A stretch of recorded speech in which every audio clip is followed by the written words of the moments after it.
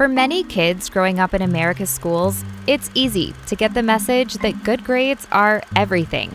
Straight A's, along with really high SAT scores, are seen as the key to gaining entry into elite colleges and prestigious careers. But does a 4.0 ensure success later in life? The U.S. grading system was created more than a century ago as a measure of academic achievement. But in recent years, grades have become an overwhelming source of anxiety. A 2002 University of Michigan study revealed 80% of students based their self-worth on their grades. The lower their grades, the lower their self-esteem. And self-esteem isn't the only thing that suffers. Research shows that chasing after perfect grades discourages creativity and reduces academic risk-taking. Over time, some kids even lose their desire to learn. Their only motivation? To study just enough to ace the next test. The constant quest for perfect grades can lead to high stress and mental health problems.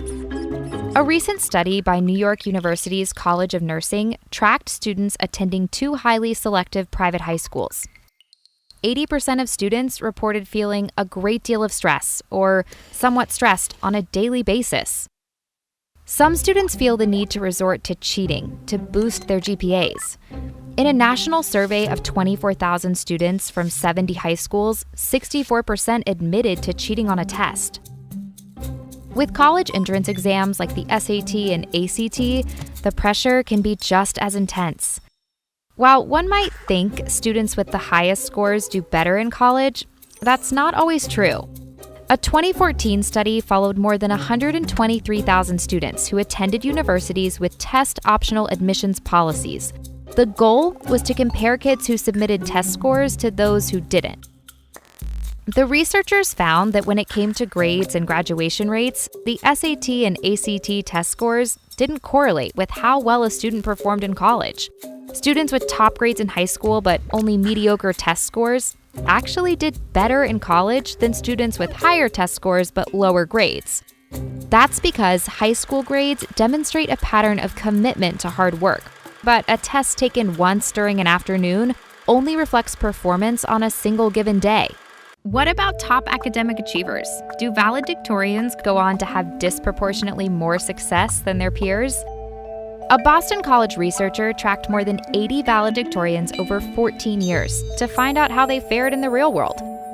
Overall, the best and brightest ended up well-adjusted, successful adults with professional careers, but none were categorized as visionaries or trailblazers. Many of the valedictorians admitted they weren't the smartest students. Instead, they described themselves the hardest workers, who gave the teachers what they wanted, rather than exploring the material on a deeper level and taking risks. If grades don't correlate with long-term success, and they take a toll on well-being, is there a better approach? In a worldwide study of student assessment, Finland constantly ranks at or near the top in academic achievement, far ahead of the US. In Finland, tests and grades play a much smaller role, and Finland is still credited as one of the best systems in the world. 93% of students graduate from academic or vocational secondary schools. For the first 6 years of school in Finland, there's no measure of a student's academic abilities. The only standardized test given is a final exam at the end of senior year in high school. Yet, Finland students rank top 10 in the world for academic performance year over year. A growing number of educators in the US are calling for new ways to teach kids. Instead of simply memorizing information, experts say kids need to learn to think for themselves and develop the motivation to succeed. Tests and grades are unavoidable for most American students, but they aren't everything.